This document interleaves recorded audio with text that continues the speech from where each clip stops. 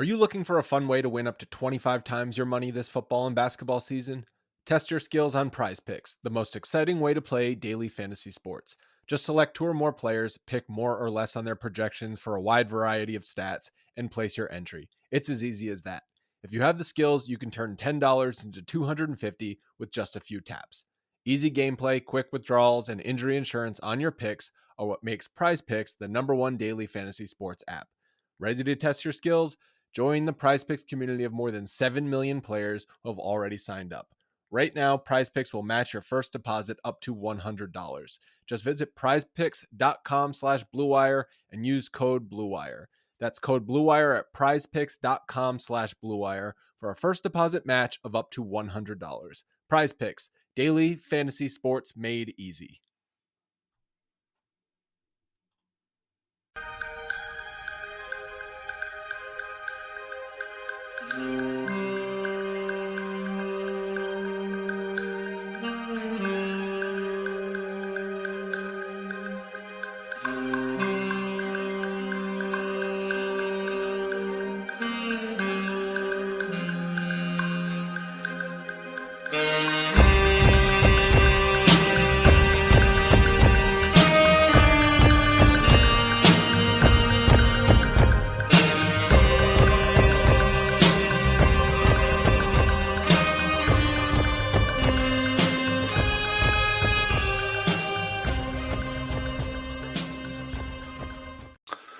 Hello, welcome to Pod Maverick Presents. I have the wrong name on the show for the video. It's Kirk Henderson and Josh Bowe coming to you live for a really fun, hopefully, after dark offseason episode because the Dallas Mavericks just pulled off what I consider to be probably one of their finest offseason moves in I can't remember. That might be a little bit what we talk about if we're being candid. This is Kirk Henderson and Josh Bowe joining you. Josh, how you doing tonight? I'm doing okay. Second pod for you today. A twofer. Second pod for me today. And the funny part is I added you to the stream first. So you are on a different side than you normally are. But we're just we're gonna get weird. It's gonna be great. So earlier today, it's Wednesday. I think it's Wednesday, about 9:45 on July 5th. I recorded the show with Jason Gallagher because our former colleague basically wanted to get off some takes about an ESPN tweet comparing Dirk and KG, which he was cooking and I just let him. Why not? And then I kind of figured we'd be done. I think we've all been waiting for a restricted free agency story to drop, but that had occurred earlier in the day when the news broke that the Mavericks planned to offer Matisse Thybulle a deal of some form, a sheet for him to sign. And I think that was kind of that. All of us, you, led by you, Tim Cato as well, had been sort of posturing for a fair amount of free agency that the Mavericks were going to do something related to Grant Williams, but there wasn't really any specifics other than like a feeling. Because the Celtics are probably going to have to pay Jaylen Brown $1 bajillion. They have a huge Kristaps Porzingis contract. Like they just have a lot. Like they have a lot of salary to pay. So the thought was, all right, maybe the Mavericks offer him and restrict it and make the Celtics choose. But instead, what ended up happening today was a 3-team deal featuring the Mavericks sending Reggie Bullock and a 2030 pick swap to the San Antonio Spurs, the Boston Celtics receiving multiple second-round picks, no players, and the Dallas Mavericks receiving Grant Williams, who signed a 4-year, $54 million deal. Really great value, and 2 second-round picks. And I got to tell you,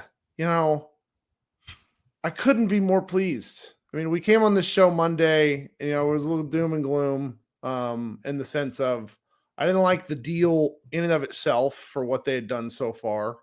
But to me, this Grant Williams trade is sort of the connecting piece of the offseason that pulls their draft and their free agency to date together. What do you think?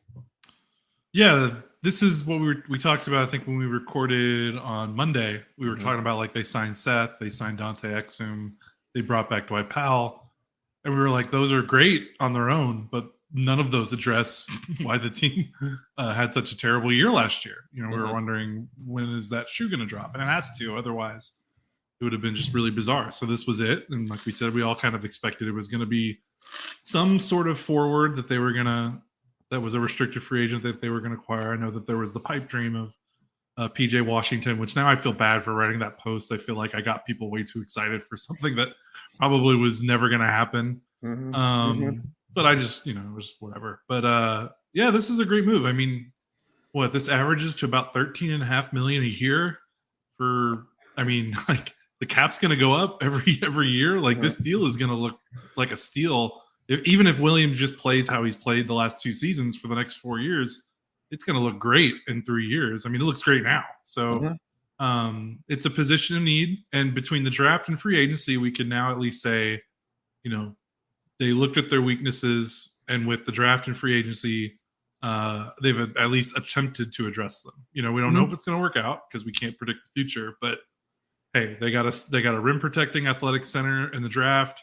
They got another super athletic 6'8" badass forward in the draft, and now they've got another 6'8" forward that can maybe replicate a little bit of what Bullock and Dorian Finney-Smith did during that Western Conference Final run. But hey, he's going to turn 25 this November instead of turning 30 or 33.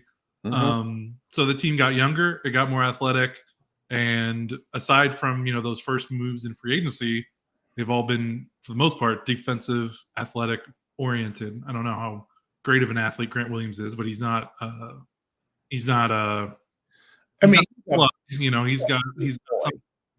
big boy. That's kind of the thing that I'm settling on, to where we've been talking about size for a while. And like, and this will only appeal to a very specific crossover set of Mavs fans, but like, they remind me, like, Luka and him together give me like Legion of Doom vibes, like just two big guys like coming down the lane. Cause Luka's, what is he? 6'8", about 240 pounds, sometimes 270 pounds on the Whataburger intake. Grant Williams, 6'6", and listed at 235. I mean, that's two big gentlemen. I like that element, the strength, the size, because it's like the Mavericks just been skinny and kind of small for a while. The other thing that I, and honestly, I'm not like the biggest Grant Williams fan, but I will say that this is something we've been thinking about for a while, because Grant Williams himself has just really, really been projecting that he wanted to play with Luka for a long time.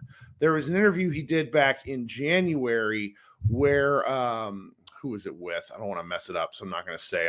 It's linked on the post that I did, but he's asked all these questions about Luka, and he's a Jordan Brand athlete like Luka. He shares Bill Duffy as an agent with Luka. And then this year in January, he was asked a question on a podcast about who he'd start a franchise with, and he said, "I'm picking Luka for sure. Luka, just because the way he sees the game, he's been doing this for so long." And he talked in that same interview, he talked about how much like trash Luka talks. Like, there's a lot of like, you could tell there was a lot of like, I really like this guy, to Grant Williams. Now, what it does for me as well, and you covered the news piece today with this, and it's also worth talking about. The Mavericks are and Matisse Thybulle intends to sign a 3-year, $33 million offer from the Mavericks tomorrow.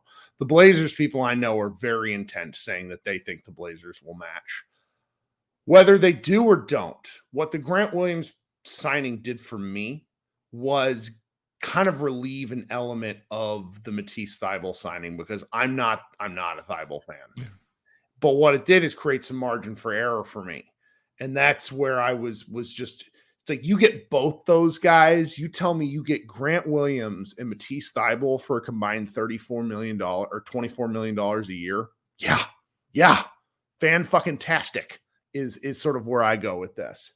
And the thing about this also is like, if the Mavericks stop right now, let's say they don't get Thybulle, and this is kind of the guys we have to roll with. I'm very pleased with the offseason. But the thing is, I don't think they're done. I don't think they're done. Tim Hardaway still exists on the roster. If they do end up keeping the guy they got from the Kings, they can move him in 2 months if they want to. They can come to agreements soon, and this team is not done being remade.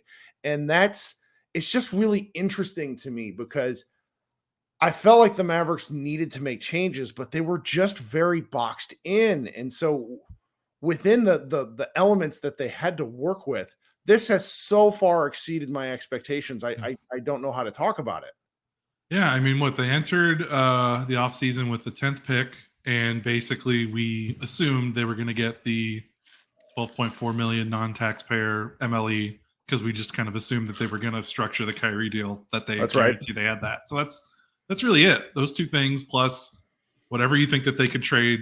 They have a 2027 first round pick, and then whatever you think that they can get from guys already on the roster, which, spoiler alert, it's harder to trade guys on a team after you just finished 11th in the Western Conference for good players. It's the sales pitch just becomes a little harder when you're trying to trade Tim Hardaway Jr. when you just had a season that you struggled so mightily with. So that's not a lot, and they turned that into at least 3 players with the 2 players from the 10th pick. 1 player, they haven't even used the MLE.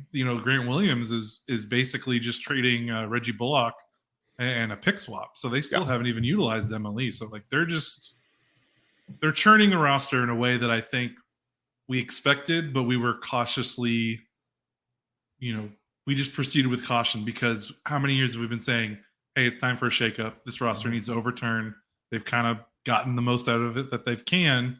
Let's see some turnaround, and it just kind of doesn't really happen. Maybe it happens on the margins. It happens with the 13th and the 14th and the 15th guys on the roster. But I mean, if you think about what this team was in 2019, 2020, and even the Western Conference Finals team, the only 2 guys besides Luka that are major contributors are Maxey and Powell. And there's a chance that those guys, and THJ, sorry, but there's a chance that with Powell and Maxey, though, this might be the least they've relied on those 2 in a couple of years. We'll see with Powell and the bigs, but you can tell they're finally trying to get off of this core that got grown stale. And I don't think that's, being too harsh because I think even the organization had kind of admitted it in their postseason remarks. So I think they would too.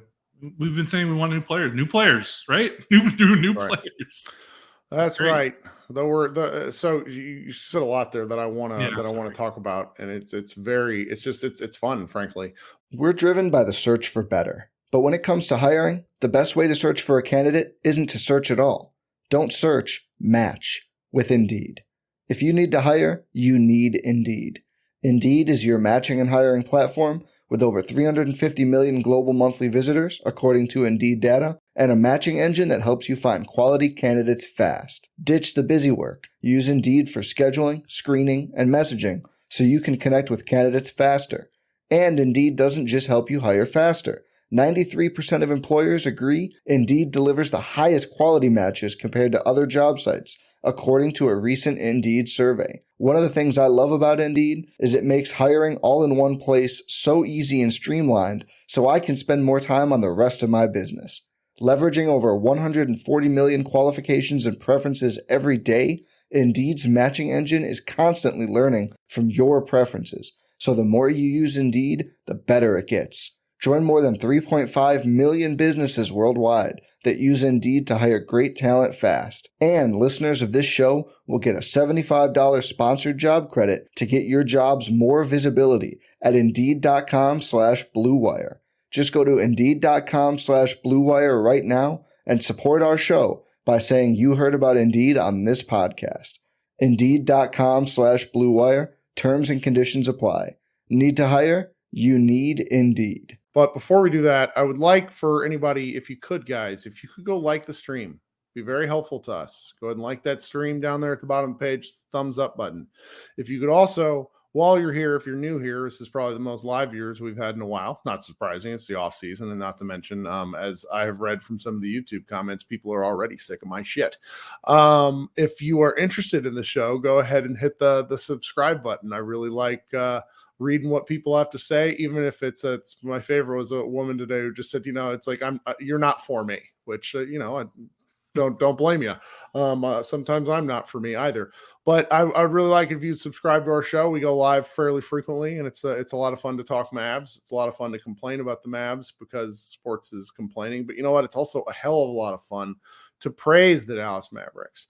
And in this regard, I think that what they've done in this offseason to date is one of the things we've complained about for the better part of 3 years is we feel like multiple guys were playing up a spot or two relative to their talent versus what the Mavericks needed from them.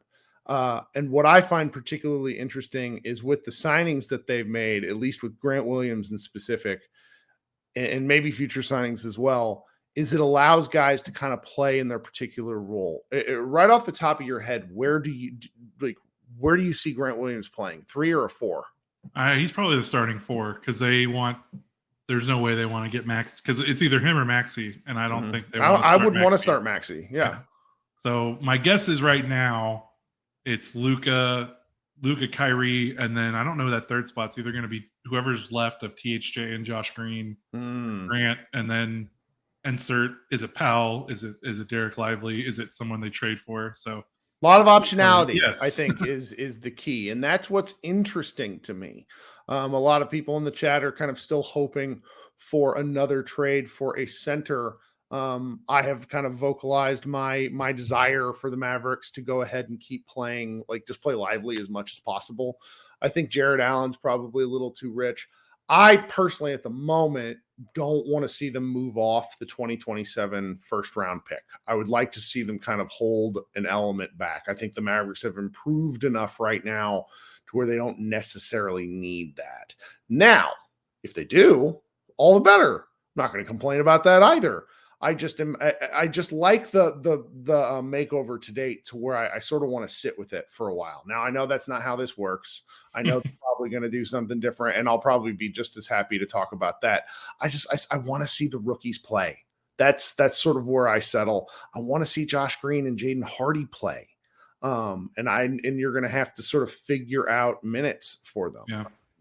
That's the big question because the things we talked about on Monday in terms of the guard and the big logjam still exists because they swapped Bullock for Grant Williams. So like, I'm still, wondering where the minutes for Seth and THJ and Green and Hardy when Luka and Kyrie are going to be playing so much at guard.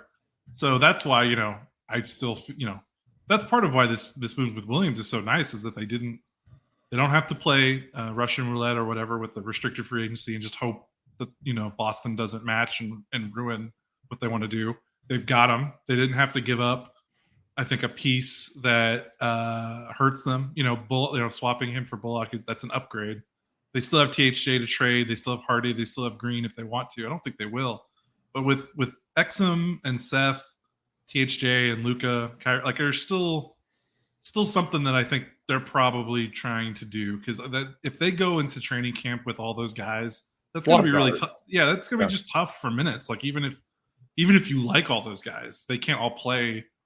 Not all those guys can be 20-minute per game players, and I'm sure a lot of them want to be. So we'll see. Like I think there's still probably one more move to go. Maybe it doesn't happen before training camp. Maybe it happens at the deadline. But man, there's so much smoke about Hardaway being traded. I feel like they have to relent eventually. Maybe they don't get the perfect deal, but they do need to consolidate a little bit more, I think, to make the roster make a little bit more sense. But at least right now, there's not a gaping hole at 4. Like they have players that can fill the spots, at least to do a serviceable job. So, you go from there. And then how you feel about Grant Williams is, I don't know, we could probably we haven't really even talked about specifically what he brings, but I've pulled up some numbers because I'm going to be writing a column about this move after this. And I don't know. He's interesting. I don't know if you wanted to riff off anything I just said or if you want to talk about Williams more specifically, but I think he's obviously a great fit and an upgrade. I do hope Mavs fans don't get a little too – I mean, it's fun. This is the time for everyone to get excited, but he's not necessarily the cure to all their ills. So I'll just say that. While also still being a really good acquisition. Sure. I mean, I could kind of go all sorts of different directions with this because One of the things about the last several off seasons that we've been critical of is just the fact that it felt like they were either holding back or were very, very linear in their thinking. And one of the things that I talked about on the last show that I think really turned off a lot of people was, how would you feel if the Mavericks attempted to execute a plan and failed? And I think one of the things that I've enjoyed about the last couple of days is they have clearly not like they needed some things to go their way. Frankly, it's over the last several off seasons we've gotten excited over moves. You remember draft day 2020? They had Josh Richardson, extra pick. It just nothing worked out. And now that they've overturned a significant amount of the roster, I do feel like that things have a different, if it doesn't work, it doesn't work. But they've tried enough. It wasn't like tinkering around the edges. It's saying we really need to figure out what to do differently. As I've read a lot of the comments between YouTube, between Twitter, between our various articles in Mavs Moneyball, there's like this constant refrain of, we don't need more offense. What we need is defense. I agree with that, but you do need more than single way players. Yeah. You need more than single skill players. And I don't, Matthew Phillips from Mavs Moneyball, we were chatting earlier today. He's like, you need to temper your expectations for him. But it's like, when I look at Grant Williams and what he's able to do, I feel confident that he knows. Trying to think how to phrase this. Like, he is a basketball player. He knows how to do things like within elements of like Dorian really grew the last several years, but Dorian was kind of a one-way guy. Like, I don't feel like you're throwing out like a power forward that doesn't know how to play basketball. He's going to be able to do a number of different things, maybe not excel at all of them, but it just gives and it allows, I mentioned this earlier and you've talked about it. It's like the bumping down of guys in particular slots. So you're playing Maxey 22 minutes instead of 26. That matters over an 82 game season. It's important. Yeah. And as we saw when Maxey was hurt, they just had there was nothing on the roster. Even before the Kyrie trade, there was just, how long have we been talking about how they've been too over-reliant on Maxey for the last 3 years? And that's even before Kyrie. That's even still with Dorian. And like, I loved what Dorian and Reggie contributed. They were not fours. They just were not fours. Dorian tried. He was a little bit better, but Reggie at the 4 last season was a disaster. He's not built like that. He's like a 2 guard. He's like the size of a 2 guard. Yep. He's a point of attack defender. And we've seen Grant Williams in the playoffs guard Giannis and guard Joel Embiid. And there's like, if the Mavericks roster before this, it was kind of like Maxey or maybe Dwight Powell, or you just kind of hope and pray. So they've at least got someone that can ease the burden on Maxey. And he was such a focal point of the roster in terms of, like, when he was on, it made everything work. So now they at least have another guy that can fill in that spot. The one thing with Grant is, he's not the dynamic player that I think Mavs fans still want them to get in terms of being an attacker. He's obviously not a playmaker, but he only averaged have it up. In the regular season, this last season, he only averaged 2.4 drives per game, which is right around the number that about Dorian did last season, to give some perspective. So anything under 3 from a starter, unless they're like a primarily just a big man, is pretty concerning. Not concerning, but it's just like, it's not great. So he's not a guy that's going to be someone that can run bench units, run the offense through. He's not a dynamic player. He still fits the mold that the Mavericks have of these kind of spot up role players, but the key differentials are, he's big, which is nice. He has some defensive intangibles that the roster doesn't have, and he's young. So I'm not saying he'll always be what he is right now, but at least when we were talking about, like, with Dorian, remember we were coming into seasons with Dorian and some of these guys, and it's like, okay, well, what if Dorian or Maxey adds this to their game? Like, guys, these are 28, 29, 30-year-olds. They're not adding that much more to their game. Grant is still in a position where he can add a little bit more to his game. So I wouldn't necessarily rely on that, but where he is, he's going to bomb away from 3. The one thing about Boston, they took a lot of threes, but like, they didn't really have a true setup guy. Tatum got better, and Smart and their trio of guards were okay, but Luka's another level of 3-point shot creator. So yes. It's going to be contextualized. Yeah, it's going to be night and day difference for him in terms of getting shots. I had it up, but now I'm losing it. I'm so sorry. No, it's okay. Right. But his spot up percentage, he was 38% on spot up threes last season. That was 49% of his total shots. So 78%, 79% of his made field goals last season were assisted. So again, he's not a different mold of the Reggie Dorian, that kind of role player the Mavericks have relied on. The main difference is just he's young, has room to grow, and he's got more athleticism, more bona fide. He's a first round pick, not an undrafted free agent. So there's some, I don't know, what do you call it? Pedigree. There's more pedigree there, which matters, I think. I do too, and that's the Mavs have lacked pedigree for certain positions and depth for quite a long time. Okay, so because I'm in a celebratory mood, I saw my man Kevin Gray down there in the comments was supporting us. We really appreciate that. So I just thought I'd invite him on up here. He's down here. I'm going to put him up right now. Kevin, everybody knows Kevin. He's host of Get Right. He's on Mavs Insider on 105.3 The Fan and Inside the Mavs pod with our other friend Grant Afseth. Kevin, how you doing tonight? Kirk, Josh, what's going on? Appreciate y'all inviting me, man. How y'all doing? I'm in a pleasant mood. Kirk is a man of the people. He will give you a voice. He's the voice of the voice,less. He will give everyone. He will invite everyone. Oh, I like the CM Punk reference. I like that. That's good. Well, That's good. I like that. I had a fun Monday night where a young man clipped 20 seconds of a 45-second podcast, and like my Twitter mentions and DMs have been hell for 2 days, which is fine. Sometimes you just walk into that. So I wanted to enjoy something like this because I've been so hard on the Mavericks for such a long time that I also feel that I am obligated to say when I think they've done a great job. And even if they were to stop right now, and I don't know if they're going to stop right now, curious as to your take on this, but I feel like they deserve to be praised a little bit. What do you think, Kevin? Yeah, and I think for me, what I've enjoyed, at least for the most part here, is the process at which they've gone about this. Because for the last couple of years, they keep telling us that they want to improve their defense and their rebounding, but we keep looking at the roster and saying the dudes that are around here haven't improved in terms of defense and rebounding, except for the 1 year that Jason Kidd comes in. Mm-hmm. And obviously they take themselves to the Western Conference Finals, but at the same time, there were still deficiencies that you saw that you were thinking, well, maybe if they decide to overhaul this roster a little bit, they can actually make good on the things that they've been talking about. And what they've been able to turn, the number 10 pick into what they've done so far in free agency. I was one that was low-key critical of them up until this point today, when they got Grant Williams, because I looked around and you said, well, you keep telling me you want to improve defense. You keep telling me you want to get younger, want to get more physical. You want to be able to improve certain things. Seth Curry's third tour duty here with Dallas. I'm not necessarily feeling that. There's certain things that you're trying to tell me here that aren't improving, but I give them credit because they have made a move that, number one, makes sense.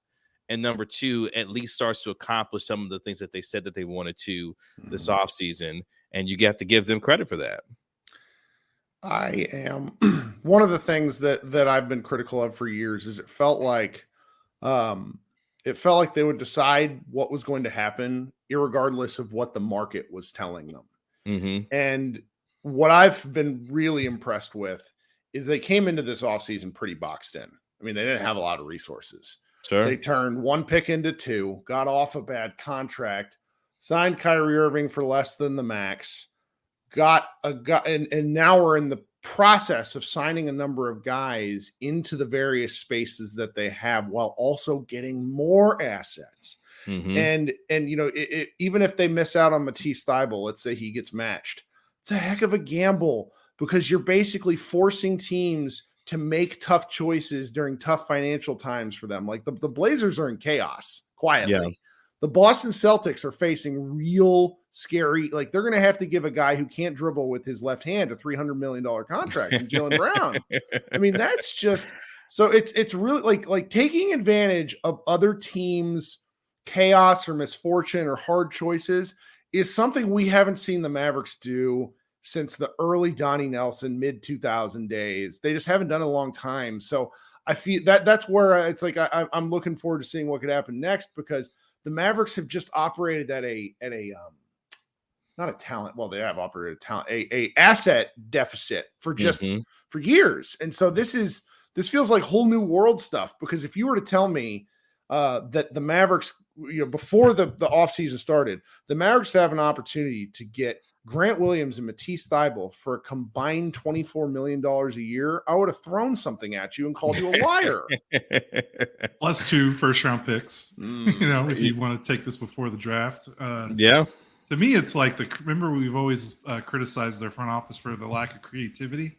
And I think that there was, like Kirk, you've always said, linear. It always felt like they were set in a certain way, and we didn't really know where they were going to go. They really loved attached to their guys. Yep. Trading Reggie Bullock for something is not something I would have thought the previous front office would have done, or even with Rick Carlisle on the roster, still coaching the team. It just gives me some confidence that they are operating within the new reality of what the NBA is, and you got to churn your roster a little bit. Like, you even look at the champion Denver Nuggets. The team that won the title is not the team that they had 2, 3, even last season. You just have to keep trying to get better, because I remember in the mid 2000s, there were a lot of dumb NBA teams. Remember, that was the big thing that I think Mark Cuban gave such a big advantage to them in the early 2000s, is that there were just some old school NBA guys still running teams, and Cuban was thinking ahead. And I think what was kind of a bummer the last 4 or 5 years is that it felt like they had become kind of like that old school NBA, while these other teams are getting younger and smarter. And I think it just makes a big difference in how you feel about the team going forward. Yeah. I think one of the fun parts about this trade is that you got 2 second-round picks, and what have they been doing for the last several years? Lighting second-round picks on fire between, James Johnson, JJ Redick. I mean, they've been lighting second-round picks on fire. And the reason why I bring that up is, you talked about the ways that modern NBA teams are being ran.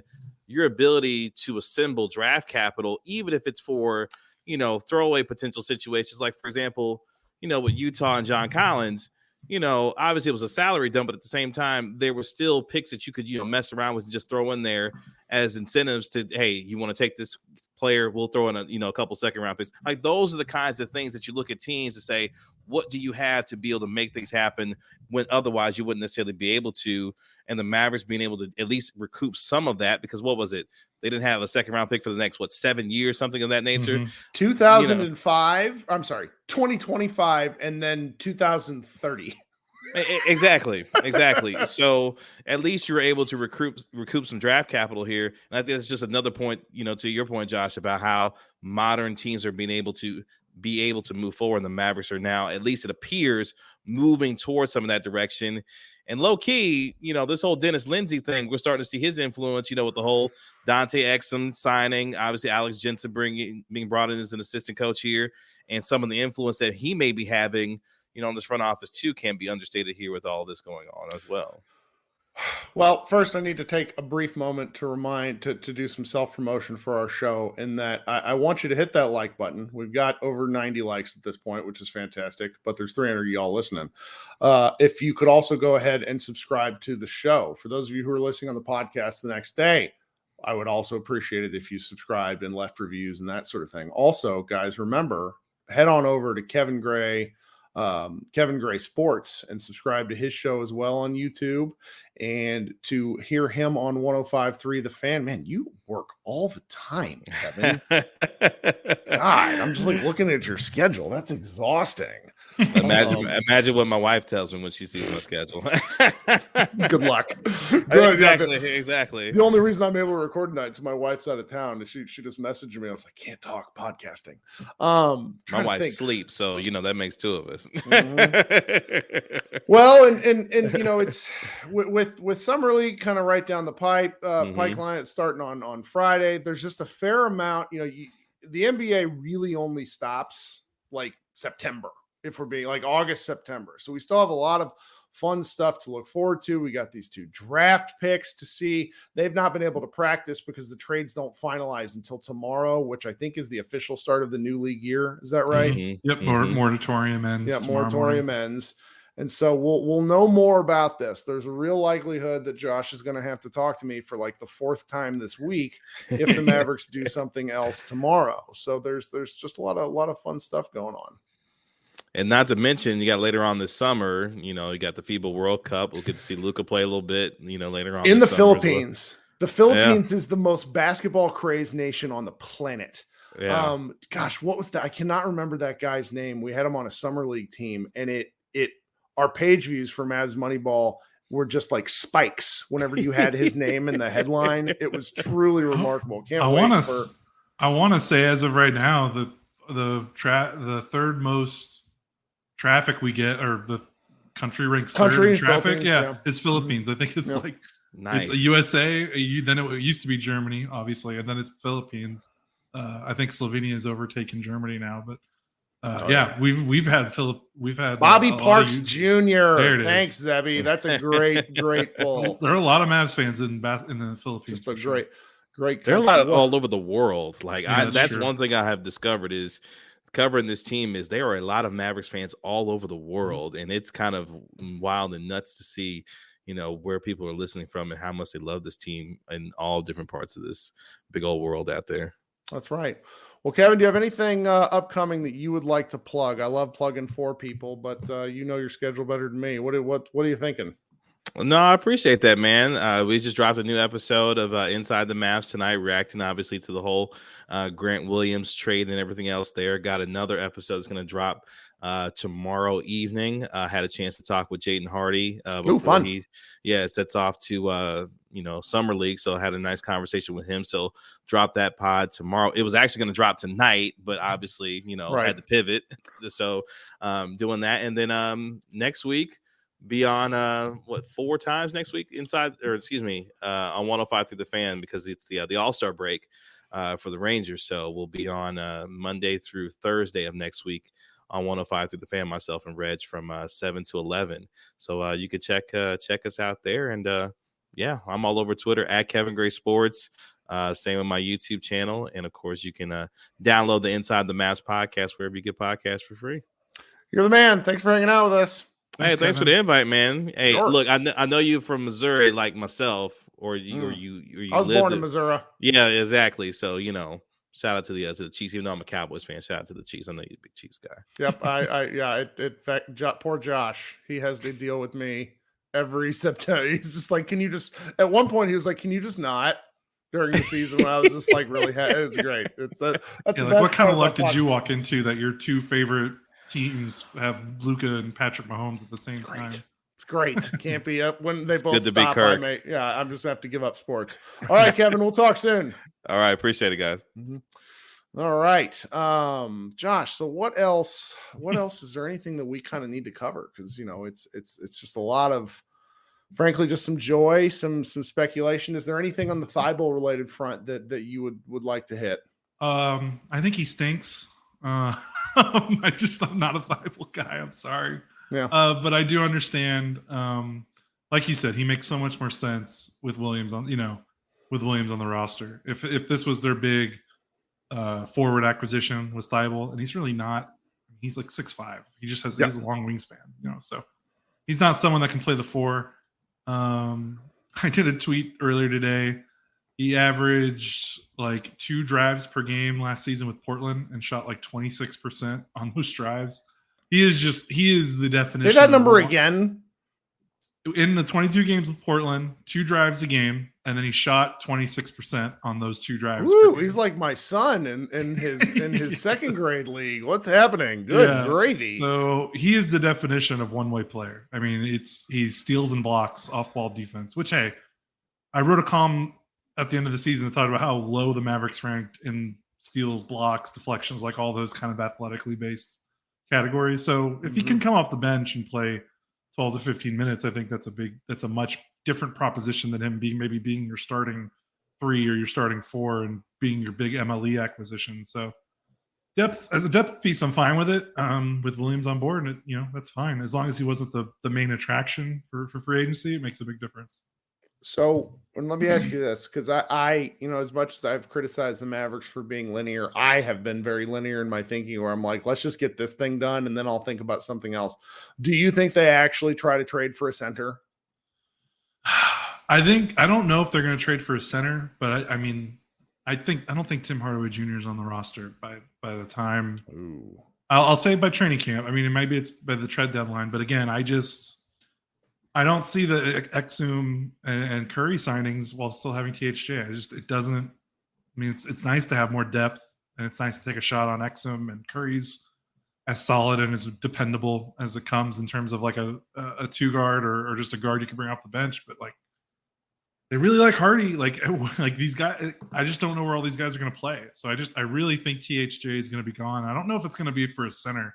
I mean, they could still get another wing. Like if they can find a way to trade THJ for a wing, I mean, you could start Grant and another wing at your 3-4 and then roll with Kyrie, Luka, and then whatever they want to do at center. So, maybe, I'm sure they're trying to do center. That's what's been reported. But I mean, if they can trade THJ for a wing, if that's the best they can get, I still think that makes sense just to clear up some of the logjam at guard that they have. Because I would like to see Hardy play more. I would too. A lot. Like I want 25 minutes a game for him. Yeah. And that's not, I don't think that's happening with THJ on the roster. So, so we'll see what they do. But that's probably the next domino. Either that or, finding the JaVale McGee salary dump. Which I'm glad you brought that up because I don't see it happening. And there's a couple of people that have said, oh, well, they could just cut him, waive him. But you still have to eat the salary. It doesn't actually do anything for you. That means you're still paying him for the next 5 years at a smaller number. There's also the fact that, like, apparently, Mark Stein told me this once, like, McGee is really well-liked. Mm-hmm. So, it's like, you don't want to cut a guy who's well-liked and that sort of thing.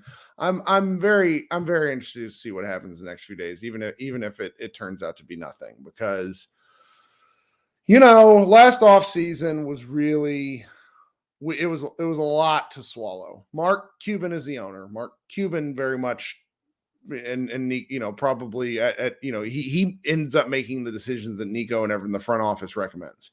The Mavericks elected to not go in on a max with Jalen, and then the Mavericks signed McGee, and so frankly it was a disaster. And what this has shown to me to date is, and we said this whenever they traded Kyrie, is like if you trade for Kyrie, you have to execute a plan that maximizes the things that he and Luka do well while minimizing the things that they don't do well. And when I look at each individual move, I have been kind of critical. When I look at the whole, I am very pleased. And the whole is more important. Because they have flexibility. I'm fascinated by this. Yeah, I think a big thing to maybe tie a bow on this is for so long the Mavericks not only stuck with their roster and some of the players, stuck in terms of like an organization and like the people behind the scenes. Like Donnie Nelson being there forever. That just like it was obvious toward the end he was just collecting a paycheck. It seemed because he had the almost ultimate job. Like he was never questioned. Like he was never on a hot seat. And he was so good with the media that he bullshitted everyone all the time into believing whatever was going to happen. And you think about like the turnover they've had, Harlabob's gone, Donnie's gone, their cap guy that they had for like 20 years. Longer than that. It was the guy, and you felt that.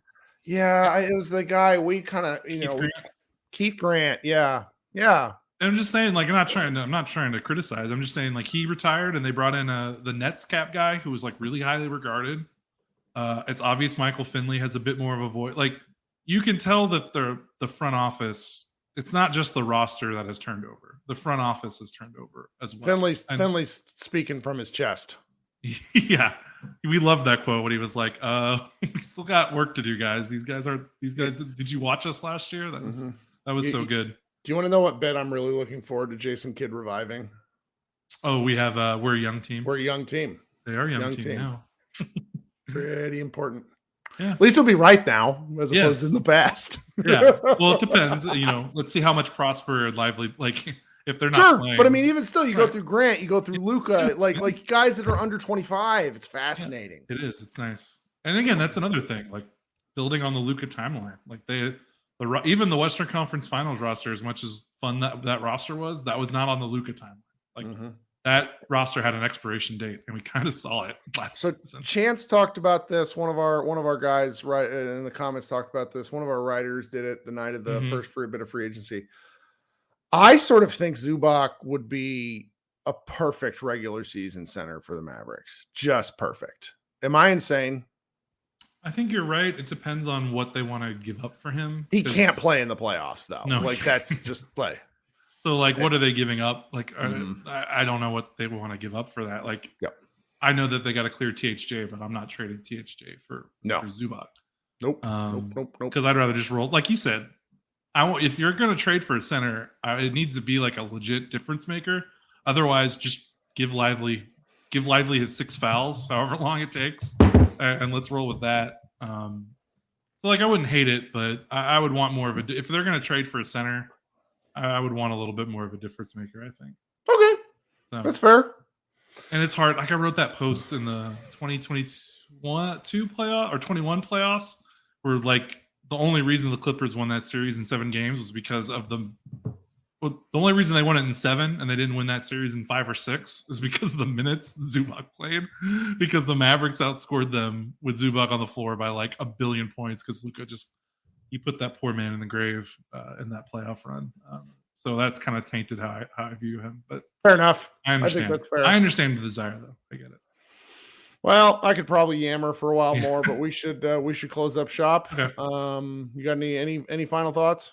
No, it's good to be excited about new young players that fit the Luka timeline. It's nice. That's right. Guys, and I promise I'm happy for once. Thank you so much for listening to our show, guys. Remember, if you've not subscribed, go ahead and do so. We go up at least twice a week during the off season. During the regular season, we do 2 posts. We do 2 podcasts per game because I am a sicko. I would really appreciate your support. Thanks for hanging out with us. Head on over to Mavs Moneyball if you want to do some reading. We have a lot of thoughts up. So it's been a great time. Kirk Henderson and Josh Bowe. We're also joined by our friend Kevin Gray Jr. Everybody be good, and maybe we will talk tomorrow, maybe not. But either way, go Mavs.